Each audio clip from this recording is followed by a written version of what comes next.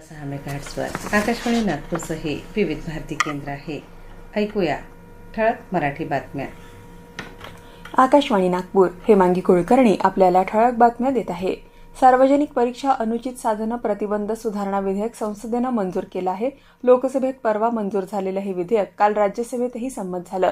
एक विश्वासार्ह शिक्षण प्रणाली स्थापित करण्यासाठी सरकार सातत्यानं पावलं उचलत असल्याचं पंतप्रधान नरेंद्र मोदी यांनी म्हटलंय. हे विधेयक मंजूर झाल्यानंतर काल सामाजिक माध्यमावर जारी केलेल्या व्हिडिओ संदेशात त्यांनी संसदेनं परीक्षा प्रणाली अधिक मजबूत, पारदर्शक आणि विश्वासार्ह बनवणारं विधेयक मंजूर केल्याचं नमूद केलं.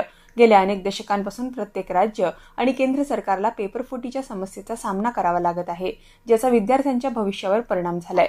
हे लक्षात घेऊन राज्य आणि केंद्र सरकार या दोघांसाठीही शिक्षण आणि परीक्षा प्रणालीमध्ये सुधारणा करणं आवश्यक झाल्याचं ते म्हणाले. दक्षिण मध्य क्षेत्र सांस्कृतिक केंद्रातर्फे आयोजित 33व्या डॉ. वसंतराव देशपांडे स्मृती संगीत समारोहाच्या दुसऱ्या दिवशी देव बाभळी या गाजलेल्या मराठी संगीत नाटकाच्या 891व्या प्रयोगाला रसिकांची उत्स्फूर्त प्रतिसाद मिळाला. आज समारोपाच्या दिवशी संध्याकाळी पद्मश्री पंडित रोनू मुजुमदार यांचं बासरी वादन आणि त्यानंतर स्वराधीश डॉ. भरत बलवल्ली यांचं शास्त्रीय गायन सादर होणार आहे.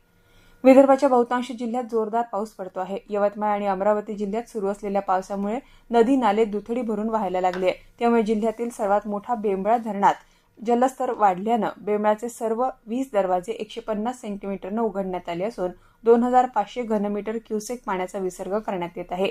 उपमुख्यमंत्री सुनेत्रा पवार यांनी अमरावती जिल्ह्यातील स्थितीचा आढावा घेतलाय. अमरावती जिल्ह्यातील नांदगाव खंडेश्वर तालुक्यातील संग्रामपूर गावाजवळ बेंबळा नदीला आलेल्या पुरात अडकलेल्या 9 जणांची जिल्हाधिकारी कार्यालयाच्या जिल्हा शोध आणि बचाव पथकानं यशस्वी सुटका केली. काल रात्री उशिरा नियंत्रण कक्षाला माहिती मिळताच जिल्हाधिकारी आशिष येरेकर यांच्या आदेशानुसार पथक घटनास्थळी दाखल झालं आणि तातडीनं बचाव कार्य सुरू केलं. गोंदिया जिल्ह्यातील अर्जुनी मोरगाव तालुक्यातील वाडेगाव बंध्या इथं झालेल्या जोरदार वादळात 10 जण जखमी झाले तर 2 घरं पूर्णपणे आणि 97 घरांचं अंशतः नुकसान झालंय.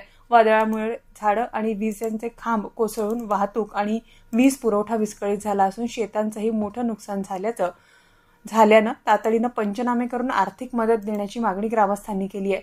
गडचिरोली जिल्ह्यात मुसळधार पावसामुळे आज सकाळी 9 वाजेपर्यंत 12 प्रमुख रस्ते आणि राष्ट्रीय आणि राज्य महामार्गांवरील वाहतूक बंद ठेवण्यात आली. आष्टी आलापल्ली राष्ट्रीय महामार्गावर पाणी ओसरल्यानं दुरुस्तीचं काम तिथे सुरू आहे. या मार्गावरील वाहतूक सुमारे 1 तासात सुरू होण्याची शक्यता प्रशासनानं वर्तवली आहे.